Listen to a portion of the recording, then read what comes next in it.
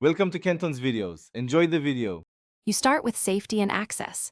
Turn the electric eraser off, remove the battery or unplug it and clear a work area. Once done, hold the eraser upright so the tip faces away from you. That makes removal easier. Use a non-slip pad to steady the body. Now gently grip the eraser nub with needle nose pliers or tweezers. Apply steady pressure and pull straight out. You do this to avoid bending the shaft and damaging the chuck or motor housing. If the eraser won't budge, use a controlled approach. Apply a drop of penetrating oil at the base, wait 5 to 10 minutes, then attempt removal. Once done, rotate the eraser slightly as you pull straight out. That helps break friction without stressing the motor shaft. If needed, warm the barrel briefly with a hair dryer to expand the plastic. Keep temperatures below 60 to 70 degrees Celsius to protect electronics.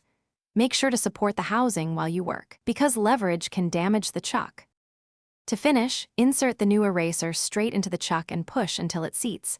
Then test the tool on low speed to confirm secure fit. Once seated, make sure there's no wobble. If you see play, check shaft alignment and clean the chuck of debris. If the motor stalls or hums, stop, remove the battery, and inspect wiring and battery contacts for corrosion. One key troubleshooting tip: if removal or fit fails repeatedly, contact the manufacturer or replace the chuck, because forcing parts can cause permanent damage. Thanks for watching. Consider subscribing if we helped you.